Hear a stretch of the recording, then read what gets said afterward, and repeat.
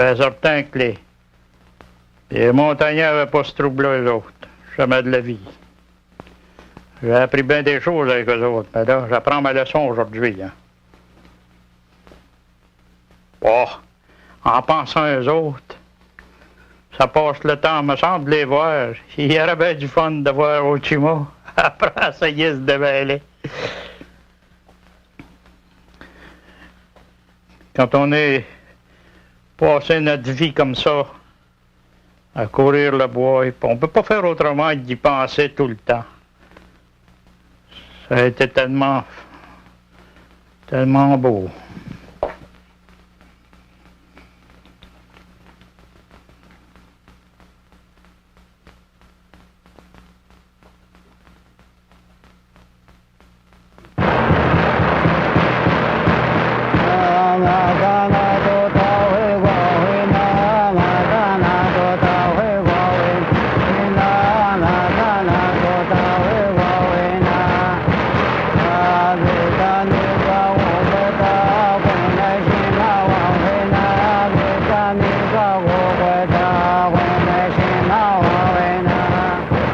Dans sa retraite de Baie d'Urfé, en banlieue de Montréal, Paul Provencher se souvient. C'est en 1929 que son métier d'ingénieur forestier l'amène sur la côte nord du fleuve Saint-Laurent. Pendant 38 ans, il travaille pour la Québec North Shore, un cartel américain. Il explore et inventorie la forêt boréale, mais surtout, au contact de la tribu des montagnais, il apprend à vivre au rythme de la nature. Entre 1936 et 1940, Ochima Paul, comme l'appellent les Indiens montagnais, filme en 16 mm couleur les faits et gestes d'une culture en voie d'assimilation, la civilisation du caribou. La précision du regard, la justesse de l'observation font de Paul Provencher un pionnier de l'ethnographie amérindienne. Écoutons-le commenter son film, tout comme il le faisait dans ses conférences au début des années 50. Les terrains de chasse des montagnais s'étendent au nord jusqu'à la table du Labrador. Là, à ce moment-là, quand on pénètre dans ces grands terrains-là, il semble y avoir 3 fois plus d'eau que de terre. Les petits montagnais, qui sont-ils ensemble? Quand ils sont bébés, ils sont bruns, ils ont des yeux noirs, ils sont joufflus, pleins de vie. Ils vous regardent avec un sourire épanoui. Ces enfants des bois sont charmants, à mon point de vue. Des vrais petits Mongols, aux réflexes vifs. Les petites filles sont plus timides d'elles. Vous allez les voir, préfèrent se tenir par la main. On dirait qu'ils sont gênés un peu. Dans des petites robes rouges. Ils aiment beaucoup les couleurs. Fort Mackenzie, près de la baie de Lungava, un jeune Naskapi de 12 ans, il est fort beau. Les adultes protègent les mouches noires, des grands mouchoirs rouges qui leur couvrent le cou et les épaules. Des casques de capitaine convoités depuis longtemps. Question de prestige. Mais les jeunes filles de 16 ans, c'est un autre paire de manches quand vient le temps de les photographier. Ils ont des charmes apparents, c'est entendu. C'est pas si facile que ça de les amadouer pour une pause. Mais les coureurs de caribou sont plus mûrs. C'est à coup de paquet de tabac alouette que le cinéaste parvient à obtenir des sourires empruntés. Tant qu'au picoté, lui, un vrai Chinois. C'est en se branlant qui aime à se faire poser. Joseph Déterre, un Ascapi, montagnais, il sourit en se frottant le nez. Puis le vieux Raphaël, à 80, il fait le drôle avec sa grosse face. Ignace Picard, avec son écorce de portage sur la tête, sa vieille à 78, ils sont plus sérieux. Même, ils ont été très aimables pour moi. Combe-Saint-Onge. La réserve, lui, il fume son tabac et toujours avec un petit crachat. Après la troisième touche. Remarquons que chez celui-ci, il y a un commencement d'assimilation. Hélène Capu, femme de Sylvestre, réellement une Asiatique attrayante.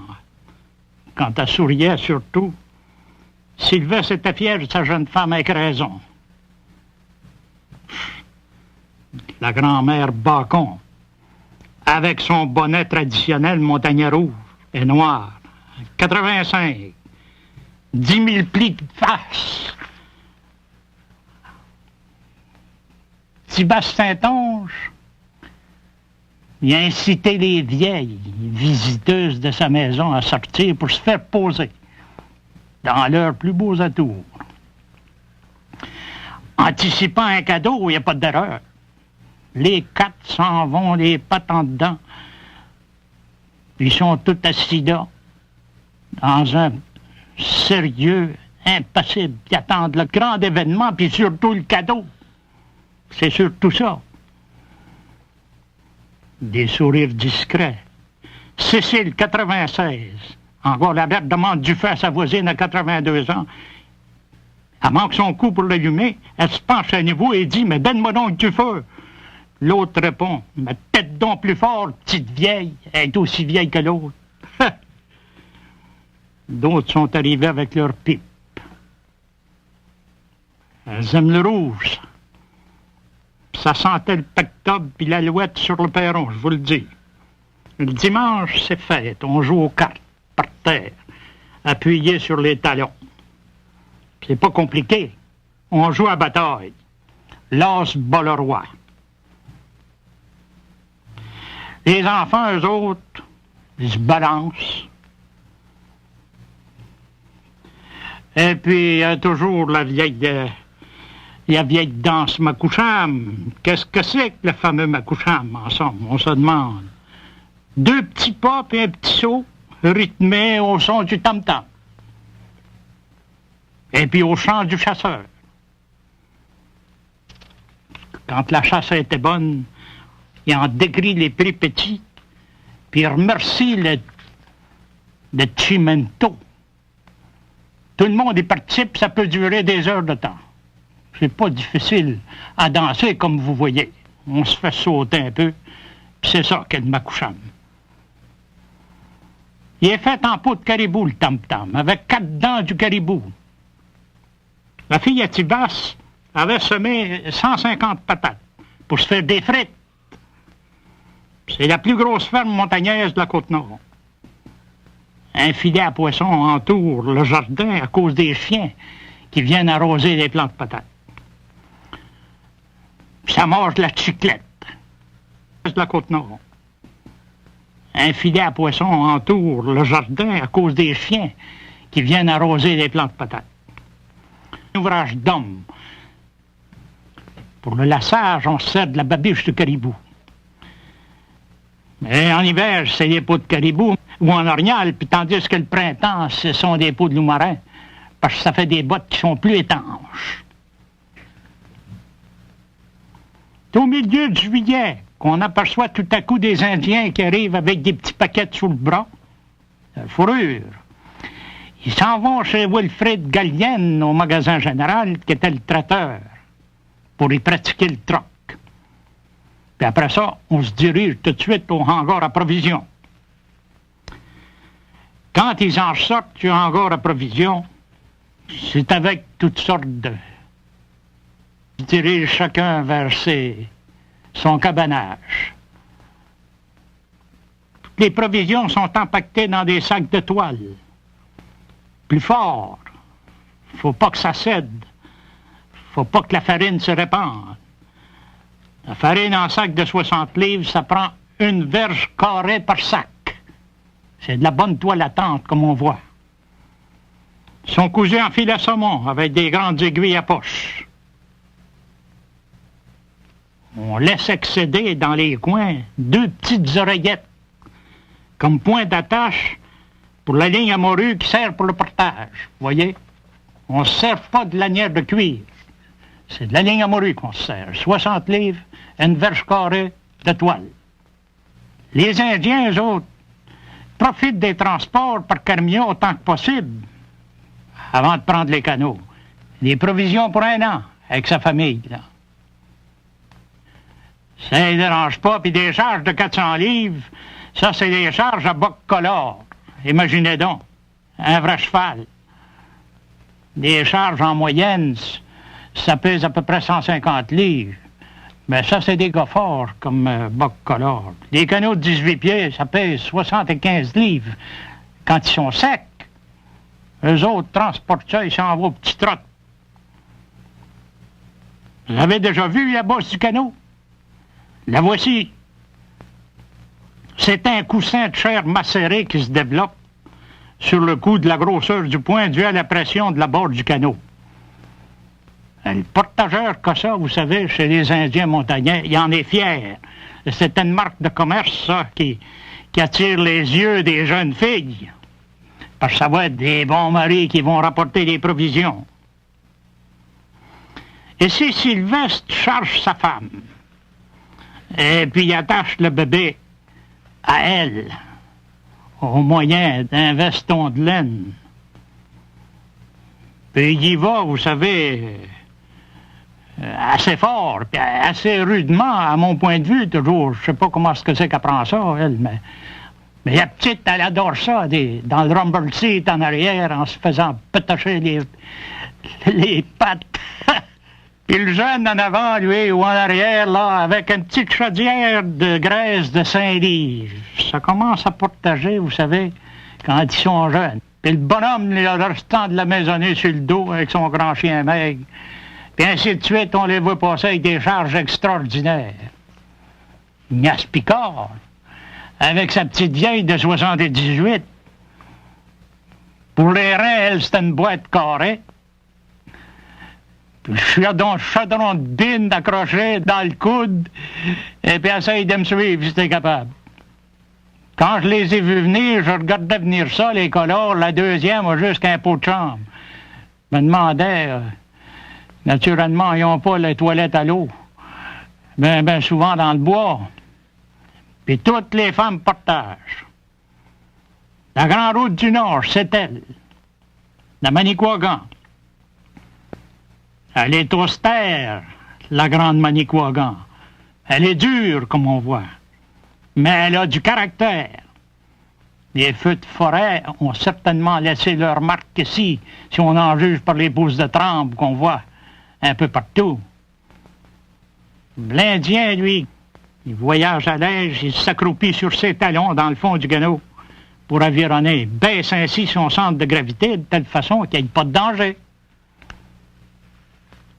Combien de fois que je les ai regardés monter les rivières sinueuses de la Côte-Nord, dans ma lunette, du haut des caps. On n'a pas ces chances-là à demeurer dans les villes, jamais de la vie. Avironner avec un bon vent derrière, c'est agréable. Voyez-vous? C'est ça, une scène comme ça, de la terre de Caen, c'est ça qui a impressionné Cartier. Il voyait seulement des rochers partout. Mais si Cartier était allé comme nous autres, à la recherche des terrains de chasse, il aurait changé d'idée probablement. Ça n'aurait pas été la terre de Caen. Le courant est fort, vous savez, le long de la Manicouagan. Il faut très souvent délaisser l'aviron puis prendre les perches. Même si l'eau descend à 8000 à l'heure, les intrépides jeunes montagnais, ils s'amusent à mesurer leur habileté et leur force dans la montée à la perche avec des charges respectables, mais ils connaissent le fil de l'eau. Ils ont le sens de l'équilibre, ces gars-là. C'est le long du bord qui profite de tous les remous dont les courants sont en montant. Il les tire vers le haut, le courant. Si bien qu'il avance encore, malgré tout, à une vitesse de 4 à 5 000 à l'heure. Il est impossible de les suivre, vous savez, à travers le bois, là. Jamais on est capable. Ils sont encore trop vite pour nous autres. Un pays accidenté, vous savez. La Côte-Nord. On rencontre des marches naturelles impressionnantes. La Manicouagan, c'est une rivière, c'est plus un petit crit. Regardez-moi ça. Mais dans les rivières de la chute Saint-Joseph, par exemple, les petites rivières qui se jettent dedans la grande, qui tombent à 125 pieds des fois, il n'y a pas de poisson qui est capable de monter là. Alors, c'est des endroits qui sont prometteurs pour se ramasser des réserves de truites, par exemple. En partie, les rivières de la Côte-Nord, c'est tout de la petite truite. On en fait des provisions, puis on fait boucanner de la truite. Mais quand ils arrivent dans les grosses marches naturelles qu'on a vues, ces points d'arrêt, des points de portage, ça devient des lieux de prestige pour les jeunes montagnards. C'est à qui porterait le plus pesant, c'est entendu. Ignace Picard se prépare les pieds en conséquence. Il les enroule dans une lisière de couverte grise. De cette façon, il va avoir la cheville protégée, et puis la cheville va être solide aussi.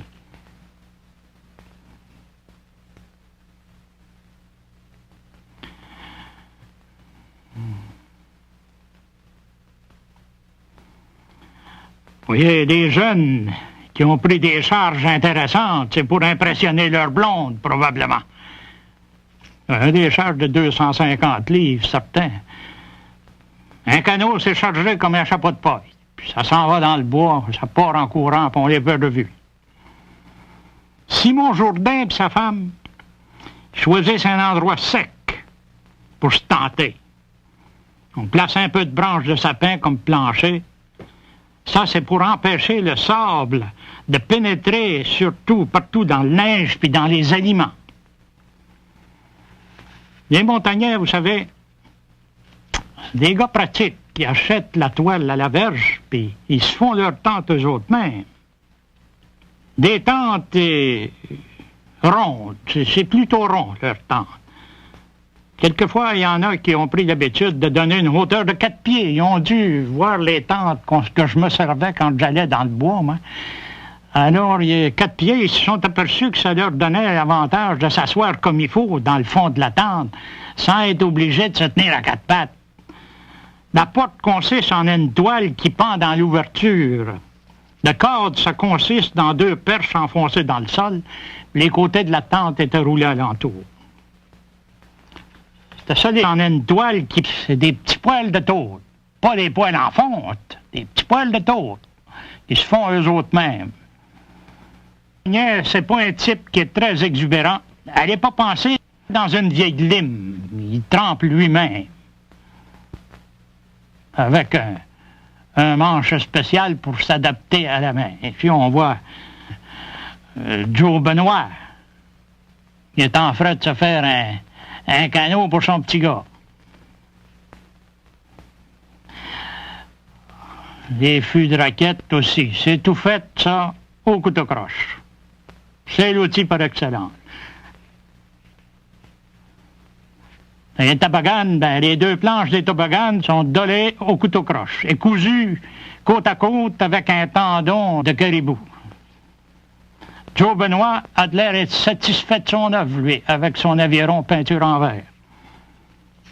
Et si sa femme puis sa fille, Sophie, après coup de mitaines, en peau de caribou, ils viennent de terminer de tanner ces peaux-là, puis c'est Sophie, avec un close-up d'elle là, qui nous donne une idée du montagnard. C'est typiquement mongol. Le long des portages, la bouillotte s'est vite préparée sur un feu de camp. C'est le travail des femmes. C'est aussi Sophie qui s'occupait de fendre le bois chez Joseph Benoît. Je trouvais sa façon de fendre bien imprudente. C'est aussi l'affaire des femmes que de coupe des souliers au nerf de caribou. Les hommes les admirent dans leur travail. Aux fourches de la Manicouagan, quand j'ai vu sortir Joe Benoît de sa tente en courant et se lancer dans son canot, J'ai pensé qu'il y avait aperçu un ours à la nage. Vous savez, c'est toujours la question de nourriture chez ces gens-là. Tibas Saint-Onge, voici comment il ouvrait son piège à ours. Son copain piquait 2 rances dans le sol et appuyait sur les ressorts, les abaissait en appliquant la pesanteur à l'autre bout. Tibas ouvrait les mâchoires, fixait la palette et jetait quelques feuilles pour empêcher le gibier de regarder trop. Ça avait de l'air plus naturel.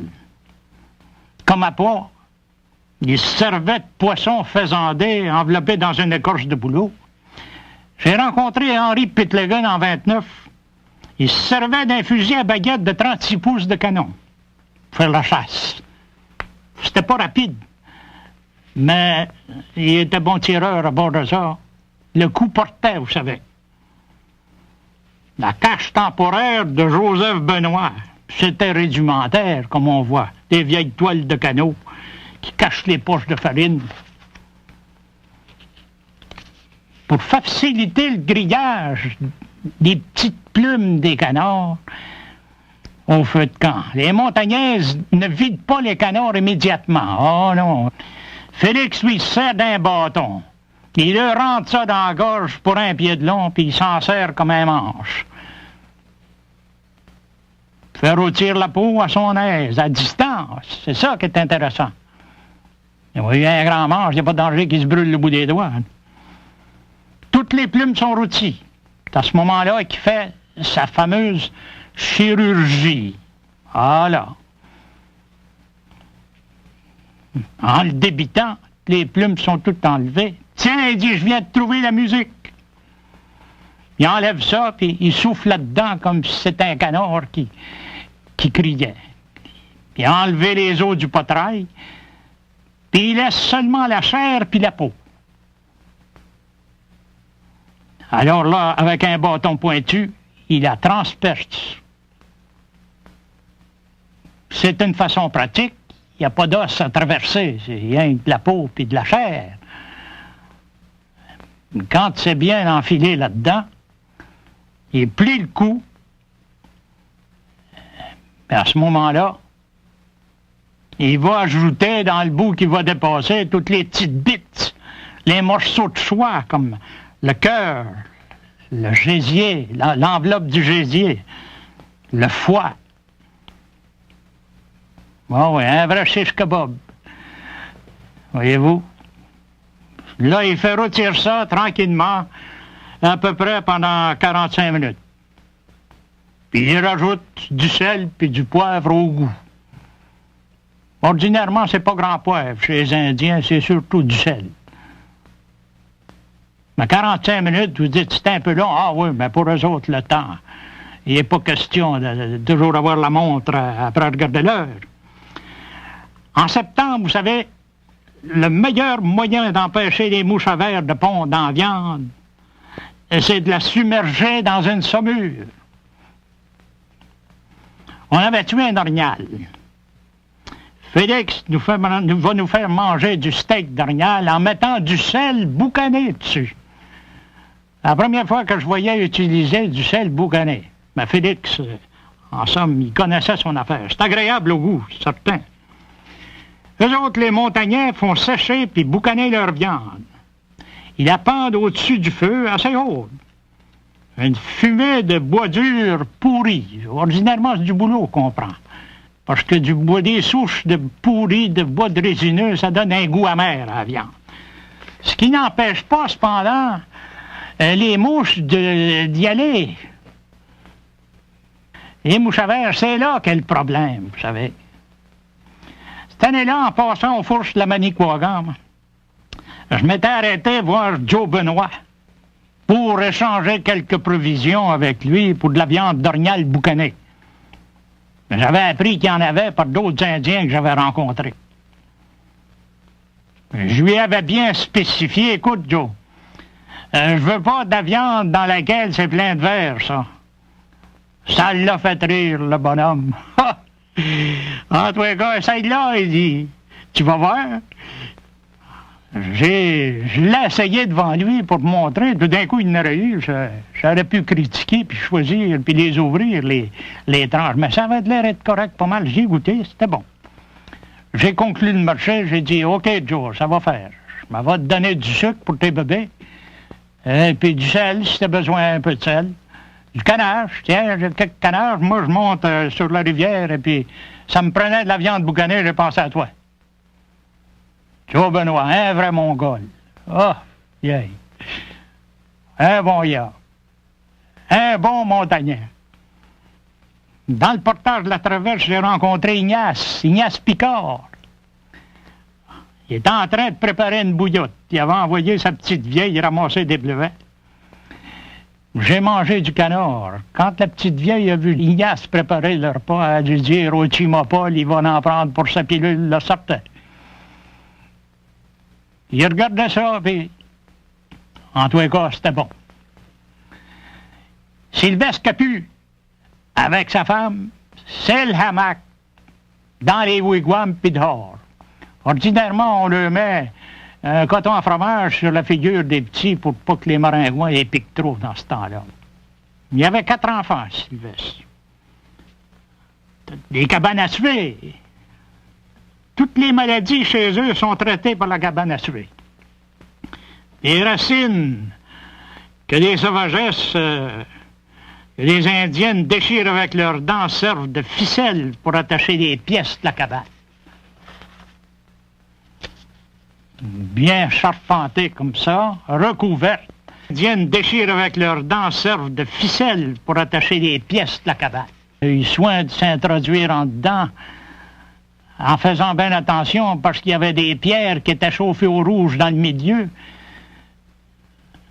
Alors, on n'a pas oublié de lui donner des branches de sapin avec un seau d'eau.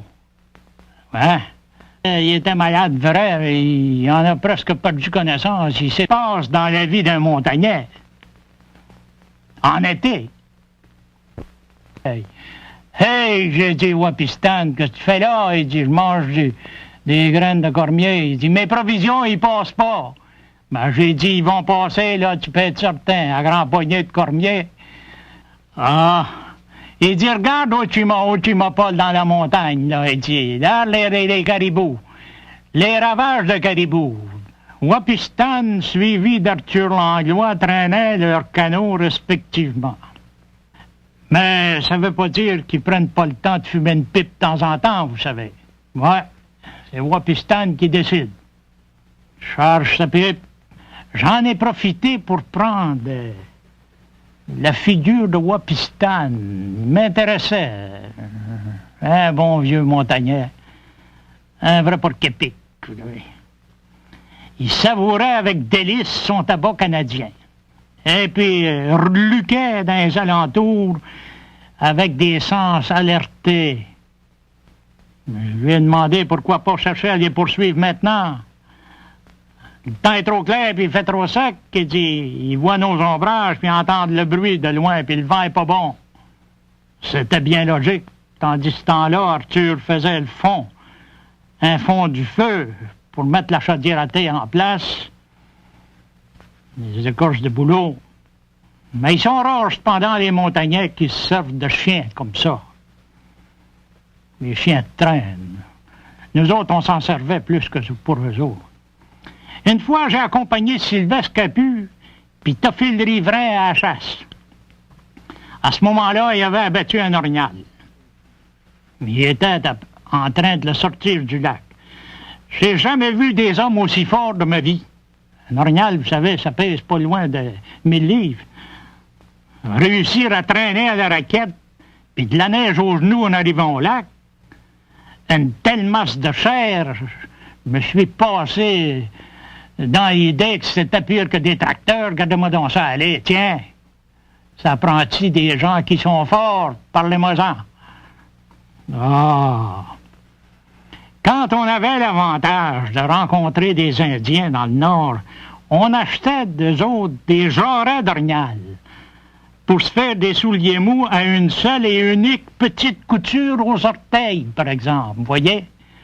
On se sert du coude, là, comme talon. Puis ça faisait des belles bottes étanches. Puis ça marchait bien à la raquette. Le poil adhérait sur la raquette. L'épilage de la peau d'orignal, ça se fait d'une façon très rudimentaire. Un billot est écorcé, puis est planté en pente, dans la neige, vous voyez, à une hauteur de travail convenable, à hauteur de la fourche, à peu près. La peau y est placée dessus de façon à laisser un petit excédent, vous voyez, un petit excédent de peau sur lequel le corps peut s'appuyer et puis l'empêcher de glisser. C'est avec un couteau d'os fabriqué de la pâte de vent de l'orignal qu'on arrache le poil, en y exerçant une forte pression en descendant. Une lame d'acier, ça mordrait dans le cuir, puis ça le couperait. Ah, c'est un travail fatigant, pas d'erreur, j'ai entendu. Mais vu qu'on n'est jamais bien pressé, vous savez, le montagnais, il sait vivre. Il n'est pas comme nous autres en ville, toujours à la course. On appelle ça le rat race, c'est bien trop vrai. Pour ça que j'ai tant aimé ça, moi, dans le bois, suivre les montagnais, parce que on est tellement libre, on fait ce qu'on veut. Jamais pressé. 15-20 minutes à la fois pour Côme-Saint-Onge, c'est assez. Pourquoi s'en faire, qui m'a dit ben des fois? Il dit, est-ce que tu as envie d'aller? Pourquoi courir? 20 minutes, pour moi, c'est assez, ça. Quand le poil est enlevé, on en profite pour faire une jasette avec Félix, mon guide, par exemple. C'est Côme-Saint-Onge. Quand le poil est enlevé, la peau est tendue sur le cadre, le gras et les restants de chair sont soigneusement grattés, de façon à uniformiser l'épaisseur du cuir. À ce moment-là, on peut se servir d'un petit couteau d'acier à lame circulaire pour le grattage.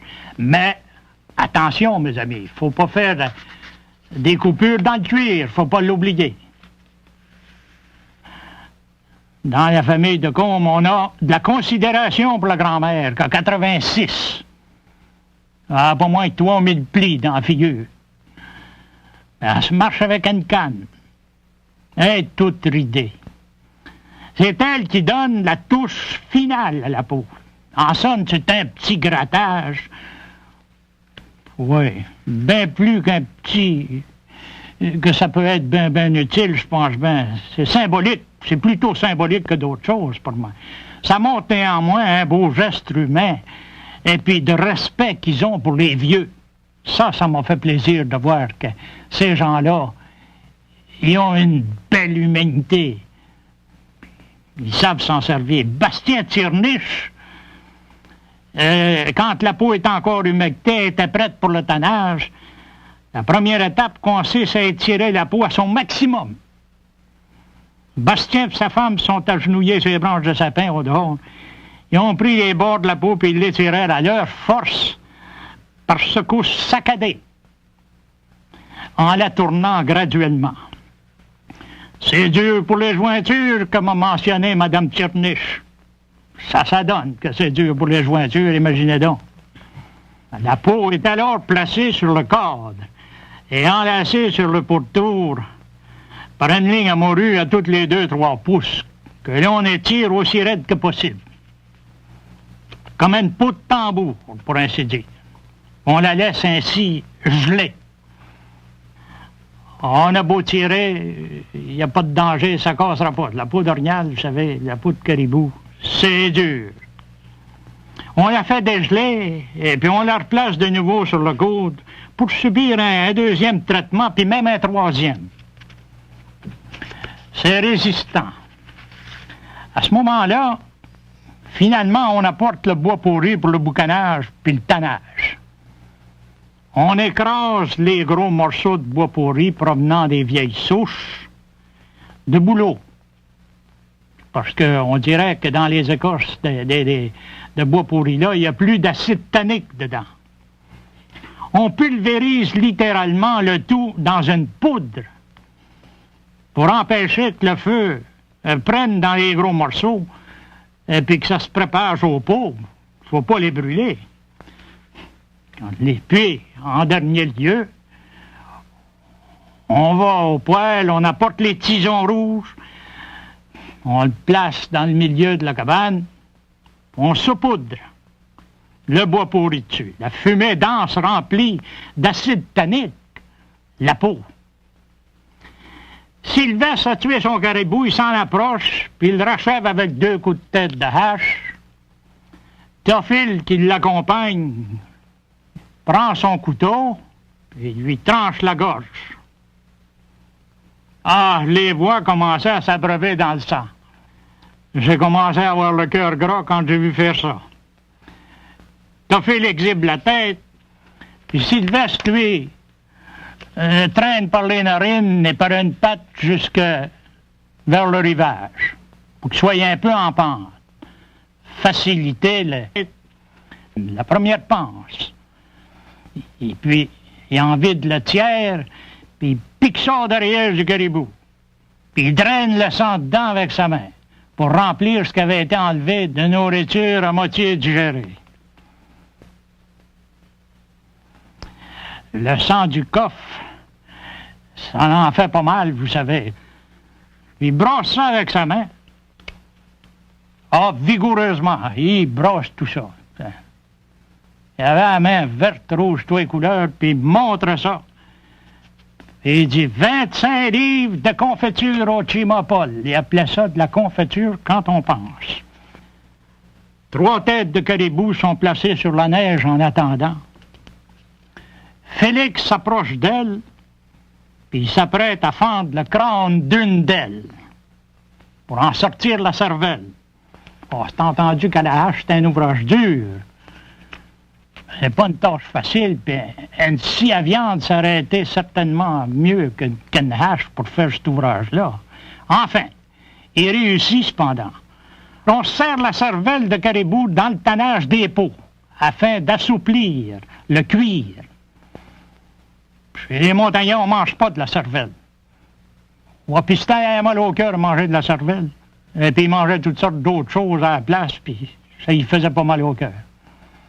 Contrairement à nous autres, la cervelle, c'est bon. Ce travail-là, par un grand froid de février, vous savez, c'est pas chaud pour les doigts. Et puis il faut se battre les mains, puis rétablir la circulation, parce que avoir la bébite au doigt, vous savez, c'est pas drôle. Eh, mes amis, ça pince le cœur. Les tendons du dos de caribou, qui recouvrent les filets, du cou aller jusqu'à la queue, c'est ça qui forme le fil à coudre. Sylvestre taille un morceau de chair en dedans près des côtes. Il me le montre et puis il lave un peu avec son couteau, quand on dit. Un petit peu. Ça, il dit, c'est ton lunch, Ochima. Il pique sur un piquet au-dessus de la tasse à thé. Il n'est pas scrupuleux, je vous le dis. Puis il se fait les autres piquettes en bois sec, au couteau croche, pour les autres lunchs, qui vont être placés sur les braises. Mais je regarde toujours mon lunch qui est en haut, là. Eh, bonjour. Théophile arrive, lui, il s'approche de nous autres avec ses raquettes. Sylvestre pique le lunch à Théophile, elle plante avec les 2 autres. Tiens, ton lunch est prêt, Ochima. Sylvestre me le présente. Je l'examine, la face blanche comme un drap. Et j'essaye de le déchirer avec mes dents, mais il étire, et ça étire, puis ça résiste. Oh, que j'ai le cœur gras, hey! J'ai dit, Théophile, j'ai dit, goûte-y donc un peu pour me changer d'idée. J'ai dit, Sylvestre, fais-le rôtir encore un peu si tu veux, il est cru. Non, j'ai dit, je suis pas capable de manger ça, il est cru. Il l'a remis sur le feu. Félix est arrivé, il mange avec Théophile et puis Sylvestre. Il nous dit qu'est-ce que c'est qui est arrivé aux autres caribous qui a suivi pendant quelque temps. Puis là, ça mange avec un grand appétit. Quand vient le temps du départ, les caribous sont traînés par les narines. à travers le bois, sur le sang du poêle. Regardez-moi ça. Chacun traite son caribou, dont les panses ont été placées à l'intérieur. Puis à la file indienne, on se dirige vers le forêt, en ouvrant le sentier, chacun son tour. On voit bien qu'il y a une patte qui est gelée, là, raide, et puis qui dépasse, qui va s'accrocher un peu partout. Sylvestre, c'est le deuxième. Félix, le troisième. Je pense qu'on en avait tué 4-5 de ces caribous-là. On en avait vu 7. Il y a une patte qui a accroché dans le sous-bois. Sylvestre, avec son couteau de poche, a tout fait l'amputer. Et puis il l'a placé dans le caribou. Il n'y a rien qui se perd, vous savez. Vu qu'il en restait encore des caribous à écorcher, Félix et moi a décidé de coucher à Belle Étoile dans le trou de neige. Au pied d'un rocher escarpé. Comme matelas, on a mis d'abord, on a foulé à pied la neige. Il y avait 4-5 pieds de neige. On l'a foulé presque jusqu'à terre. Puis là, on a rempli ça de branches puis de peaux de caribou. Et puis les autres peaux, on s'en est servi pour faire des toitures sur les pêches en pente. C'est comme un bas-côté, ni plus ni moins, vous savez. Le côté du sang en dehors, oublions pas. Pas qu'il arrive des gouttes de sang dans les yeux à 3 heures du matin. À terre, le joint est bouché étanche, avec des branches et puis de la neige qu'on fout la raquette, là. Puis en dedans, un bon feu de loc, là, face au rocher, avec un côté de caribou pour le petit lunch de minuit. Ça rôtit. Quand on a des chiens, vous savez, il a senti ça, lui, ce côté de caribou-là, il a senti ça. C'était noir comme le poêle. Oh, mon Dieu, il n'y a pas de l'air à vouloir en manger. Il a levé le nez là-dessus quand on pense. Et nous autres, on aimait ça, c'est épouvantable. Si on débite l'animal par quartier, on se fait un toboggan avec les peaux qui nous ont servi de toiture. Et si nous avions un collier de portage à titre de courroie pour traîner. Les côtes plates sont placées sur le fond, puis les fesses qui sont plus rondes par-dessus, empêchant de faire des bosses. Ça facilite la traction. On resserre les côtés de la peau encore humides, puis dans 10 minutes, vous savez, au mois de février, quand il fait 20-25 en bas de zéro, dans l'espace de 10 minutes, c'est gelé dur. On n'a pas besoin de fil. Il n'y a pas nécessaire d'avoir de fil pour attacher ça. On taponne ça un peu, puis quand c'est gelé bien dur, ben voilà, ça fait notre tabagan. La viande est en dedans, on s'en va sur le sang du poêle, on traîne. On l'a sorti un peu dans les pistes qui étaient déjà faites, là. Alors, après ça, on lui fait faire un petit bout, puis on est allé chercher de la chien. En apercevant la charge de viande qu'il y avait, le chien a décidé de se nourrir avant de partir. On avait un chien qui était intelligent. Pas d'erreur. Il savait qu'il y avait du travail à faire. Il a regardé la charge 2-3 fois. Il s'est fait une bonne bédaine. Il n'y a pas d'erreur. La route est longue pour retourner au maître-camp. Puis quand le soleil est haut dans le ciel, c'est le temps de faire un arrêt pour le lunch. J'ai dit à Félix, cette fois-ci, sors la poêlonne, puis le bacon, qu'on se bourre la face. Mets-en un lot, parce que j'ai une maudite faim. Tu sauras, là, mon vieux, que le travail qu'on a fait là, ça donne la faim. Mets-en du poivre, aie pas peur. Quand l'arôme du feu de bois mêlé à celui du bacon grillé m'est arrivé dans les narines à distance, puis quand je l'ai vu ajouter une bonne dose de poivre, ça me faisait passer à du steak au poivre. L'eau m'en venue à la bouche, puis je mourais d'impatience. J'ai dit à Félix encore, j'ai dit, c'est pas humain de me faire souffrir un gars comme ça. Mon juste, la vie, ça va t'y cuire enfin. Ça cuisait, puis ça sentait bon. Oh, que j'avais hâte. Oh. Enfin. Et si, vous savez, quand nos assiettes étaient pleines, on se bourrait la face. C'est le cas de le dire. Oh, que c'était bon, mon monsieur. Et on n'a pas de ça au Ritz, vous pouvez être certain. Regarde, là, le gros chien m'a vu faire. Il est arrivé, puis il s'est fourré presque le nez dans mon assiette. Hey, j'ai dit, tiens, mon gros, j'ai dit, prends-en un peu. Je passerai pas pour un sacré cochon avec toi, tu peux être certain. Alors, on ouvre la partie. Félix, en arrière du chien avec sa charge, et puis son caribou, sur le sang du poêle, toujours. La route se poursuit. On traînait chacun notre charge. Il faisait froid, puis c'était beau, c'était sec. En regardant des scènes comme celle-là, vous savez, ça me fait m'ennuyer du bois. Assez que je deviens réellement nostalgique. Les provisions pour Sylvestre, Capu, puis sa famille, ennuyés du bois. Assez que je deviens réellement nostalgique. Les provisions pour Sylvestre, Capu, puis sa famille, puis les tire-niches, puis les visiteurs. En me voyant arriver, Sylvestre m'a crié « Viens vite, Ochima ou Paul!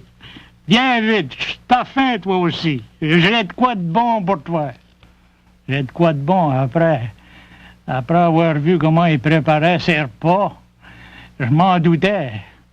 Il a pris sa hache, il a cassé les os des pattes. Et puis il en a tiré la moelle crue, vous voyez. Tiens, des vrais petits bâtons roses à la crème. Regarde comme c'est bon qu'il me disait en se délectant, puis je lui voyais. Il m'a présenté toute la tête à un moment donné. Ça aussi, il disait bon, puis les yeux, puis les mufles, et puis la langue, et puis tout ce qu'il y a dedans. Alors, il m'a présenté de ça. Il m'en a des morceaux de moelle crue, j'en ai mangé, puis c'était pas si pire que ça. Ça goûtait pas le bois pourri. Puis on en mange, puis on a le goût d'en manger. C'est bien trop vrai. Ça lui plaisait de me voir l'apprécier. Ben, à la fin du compte, il est venu, ça remplissait l'estomac, vous savez. Ça glissait le long du gosier, il n'y a pas d'erreur. Ça se rendait à l'estomac, puis vite. Tout à coup, il m'invitait à manger de la panse qu'il avait fait rire. Plein seau. Il y en avait en réserve. Devant toutes les femmes, puis devant Théophile, et puis Pascal Bacon. C'est le résidu de la panse qu'a séché, ça, voyez-vous. Ils jettent pas ça. Ils en prennent des morceaux, puis ils mangent ça à titre de gomme, comme de la gomme chiclette quand ils s'en vont d'un portage. Ah, je regarde mon Pascal Bâton il a délayé la sauce avec une louche. Il se bourrait là-dedans. Ils m'ont invité. Viens vite, Ochima Paul, c'est à ton tour. Goûte comme c'est bon, goûte comme c'est bon. Ah, monsieur. C'est une question de prestige pour moi. J'avais la face comme un gars qu'on vient de déterrer. C'est que ça, j'ai la face blanche, j'ai pas une goutte de sang, puis j'ai le cœur proche de la bouche. Oh, ben bon, je l'ai essayé tout de même. J'en ai pris plusieurs petites pour faire croire que j'en mangeais pas mal. Ouais, allez-y voir. Ils appelaient ça de la confiture. Je savais bien que c'était pas de la confiture. Et si Mme Vincent Bacon qui répare une raquette, elle n'est pas tellement vieille, Mme Bacon. Elle n'est pas même jolie, je dirais, avec une verrure sur le nez. Mais dans son sourire timide, il y a de la bonté dedans. C'est vrai. Cher au sien. Ben moi, ça, vous savez, j'ai trouvé que c'était beau. Que c'était humain. Puis quand Abraham et puis Vincent Bacon ont retourné chercher d'autres caribous pour leur famille, et puis quelques visons, c'est avec leur façon de vivre qu'ils sont heureux, c'est vrai. Je leur ai souhaité bonne chance puis bonne santé.